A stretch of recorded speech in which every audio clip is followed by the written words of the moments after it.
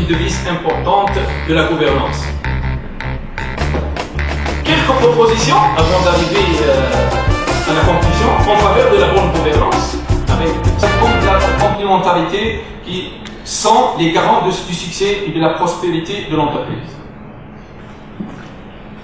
Alors, voici donc comment se situe le rôle de l'audit interne en matière de gouvernance. Pour noter en premier lieu l'évolution qu'a connue le rôle de l'audit interne. Vous le savez certainement que initialement l'audit interne avait pour objectif de vérifier la conformité des opérations avec la réglementation et les procédures internes. Ensuite, son champ d'intervention s'est étendu à la vérification de la suffisance et de l'efficacité du système de contrôle interne. Et puis, troisième évolution, c'est que l'audit interne est appelé de plus en plus à évaluer le processus de management des risques. Et enfin, et maintenant, l'audit interne est appelé à couvrir aussi le processus de gouvernement d'entreprise. Voici une évolution remarquable que l'audit interne doit bien prendre en charge. Donc, voilà comment se situe l'évaluation des processus de gouvernance par l'audit interne. Il s'agit là de déterminer si ce processus répond aux objectifs suivants. Promouvoir des règles d'éthique et des valeurs appropriées au sein de l'entreprise, garantir une gestion efficace des performances de l'organisation avec une reddition des comptes adéquate. Il s'agit aussi de communiquer régulièrement et valablement aux services concernés les informations relatives aux risques et au contrôle et à fournir une information adéquate au conseil d'administration, aux auditeurs externes et au management et assurer une coordination efficace de leurs activités. Et on lit cela à travers les normes de pratique professionnelle de l'audit interne. Que signifie le processus et l'audit du processus de gouvernement d'entreprise? Donc cela touche essentiellement les volets suivants. Le respect de l'éthique et de la déontologie, l'appréciation des processus de management des risques, l'appréciation des dispositifs de contrôle interne, la conformité des processus de gouvernance des filiales, l'efficacité des dispositifs de lutte contre la corruption et la fraude, la conformité à la réglementation et la maîtrise des processus de communication externe. Voici donc les éléments qui constituent un peu l'apport de l'audit interne en matière de gouvernance. Quels sont les facteurs clés de succès maintenant pour que l'audit interne joue pleinement son rôle en cette matière? Il faut bien entendu assurer une culture d'éthique pour l'ensemble de l'entreprise, asseoir des processus de gouvernance clairs, avoir une culture de contrôle très forte, appuyée par l'appropriation par le conseil d'administration et la direction générale du dispositif de contrôle interne. Il faut bien entendu mettre en place des fonctions dédiées telles que management des risques, contrôle interne, conformité, etc. Il s'agit là aussi d'assurer la responsabilisation des opérationnels sur le contrôle interne. De l'audit interne en principe essentiel à la définition de l'audit interne telle qu'elle est préconisée par l'IA. Troisième principe directeur de l'exposé, et il essayera le dit principe de mettre en évidence, quitte à tordre le cou à certaines idées reçues, que l'audit interne est un métier de contact, de communication et d'échange, et par là, un métier qui consacre une importance de premier plan aux relations humaines entre l'auditeur interne et l'audité. Et enfin, le quatrième principe. Toujours travailler dans la tête, et je vais aller plus loin sur la question de la crise de confiance entre l'audit et l'auditeur, et l'audité, et la mauvaise perception de la part des audités. Donc, vous avez parlé durant votre intervention. Il me semble qu'elle est à l'origine essentiellement du fait que lors de la mission d'audit opérée par l'auditeur, que ce soit audit de conformité aux réglementations, ou audit de procédure, ou audit financier, lorsqu'il découvre une erreur ou des irrégularités qui ne sont pas forcément fondées sur de mauvaises intentions ou sur des intentions frauduleuses de la part de l'audité. Ce sont des erreurs qui peuvent être commises par n'importe quel agent qui bosse et qui fait des fois pour accomplir sa tâche. On disait toujours en Tunisie que l'erreur est humaine et ceux qui ne travaillent pas ne font pas d'erreur. Donc, moi, tout juste un petit compliment à ajouter pour conclure donc les travaux de cet atelier. Je dirais qu'aux États-Unis, au niveau de l'IA, a développé une démarche qui s'appelle Risk Control Self-Assessment. C'est le RCSA. Donc, ça a été donc émis dans une partie de le cadre de référence de l'IA, c'est les prises de position, dans les prises de position. C'est une démarche qui a été développée au niveau des États-Unis et au niveau du Canada. Alors, on a posé la question au groupe de recherche. Quel serait le rôle de l'auditeur à propos de cette démarche? C'est pour rebondir à la question du monsieur. On a dit que l'auditeur va jouer le rôle de facilitateur pour impliquer cette démarche dans l'entreprise. Autre chose, deuxième point sur lequel je voudrais rebondir, c'est que le premier indicateur, d'après l'enquête d'Ernest Andion, à propos de l'audit, le premier indicateur d'efficacité de l'audit interne, c'est un indicateur qui concerne la mise en application des recommandations. L'audit n'est efficace que si ces recommandations sont mises en application. Dire mise en application des recommandations, c'est appeler l'audité, c'est-à-dire il faut accepter l'adhésion de l'audité. Donc, s'il n'y a pas une adhésion de l'audité, on ne peut pas réussir la mise en application des recommandations émises. Et là, j'ai compris, je vous remercie. Merci.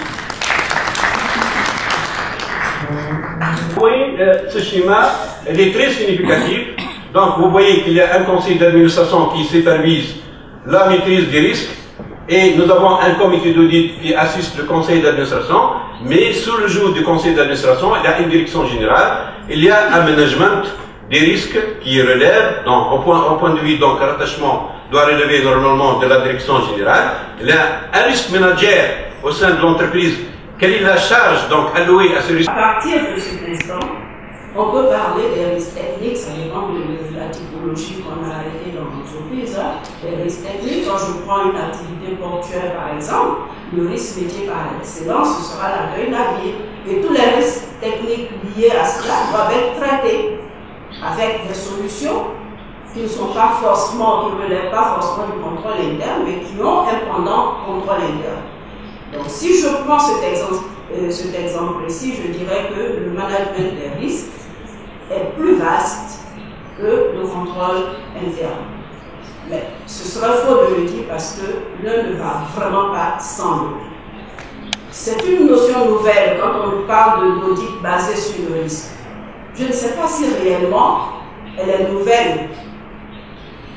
Je n'ai pas les 40 ans de M. Crimi en audit interne, mais j'ai commencé l'audit interne en 1983 et la première formation que j'ai reçue, c'était que j'avais la possibilité de baser mon... Because they have to follow the IIA standards, so even the manuals that the auditors are using, most of the public sector have come up with those manuals in line with the IIA standards.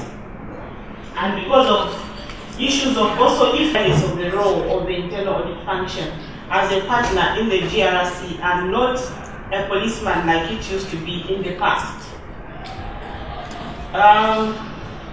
There's an emphasis now over improving the infrastructure in low positions as compared to the people that they are auditing. So this makes it very difficult for an internal auditor to really come out. Au-delà du conseil d'administration,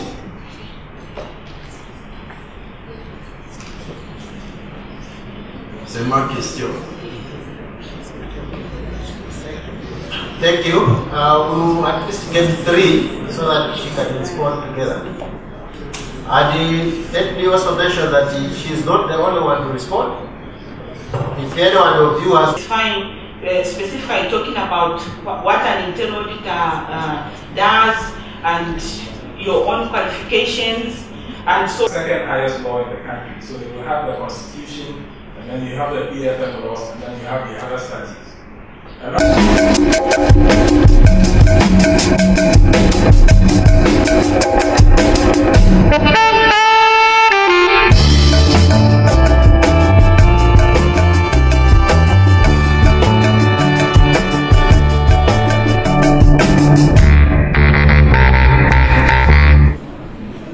I'm very pleased today, this morning, to present to you one of the distinguished gentlemen in my country as far as auditing matters are concerned. This is Mr. Ludovic Uto, the former Controller and Auditor General of the United Republic of Tanzania. He retired from this job last year, September last year. So I think he's someone who has a wealth of experience when it comes to matters relating to internal auditing and auditing in general. From that, I had a chat with him yesterday. And one of the things I learned from him is that to succeed as an external auditor or internal auditor, you need to have an attitude. You must have an attitude to succeed. And as the saying goes, attitude determines your altitude. Meaning how far you can go in your life or in your professional career. It's normally determined by your attitude. And I think the other thing that I learned from him is about passion. I think to be able to succeed in everything you need, in everything that you do, you need to have passion for it. And I think Richard Chambers, the president of IA Global, has said before, the difference between a great internal auditor and a normal internal auditor is on passion. So Mr. Ludovic Uto today will take us through a topic on the impact of conducting audits in the global arena. And I think, as auditors, I think we are aware that when we conduct audit, we meet different people. Sometimes we conduct audits away from our regions. We meet different people. And I think it's very important now for auditors to understand how to handle audit matters when they meet people from different cultures. So I think what I will do is I will invite Mr. Ludovic Uto to share his experiences about this subject, focusing on the fact that as auditors, we will have opportunities to work outside our normal places of business and sometimes outside our countries. And what experiences can we learn from that? Welcome, Mr. Uto.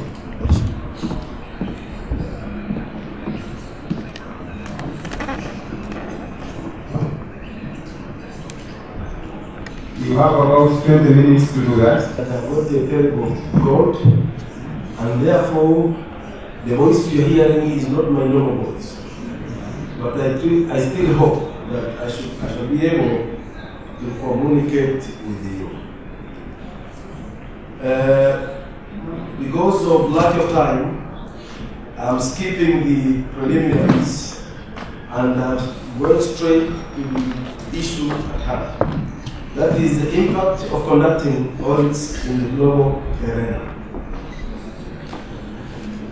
I believe you will all agree with me that technology and globalization has made the universe we are living in into a global village.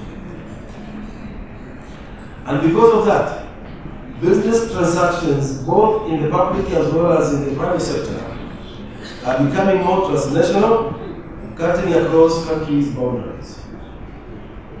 The demand for audit services, both internal and external, is increasing by the day, both nationally and internationally. My question to you is, are we ready? Are we ready for this increased demand of audit services?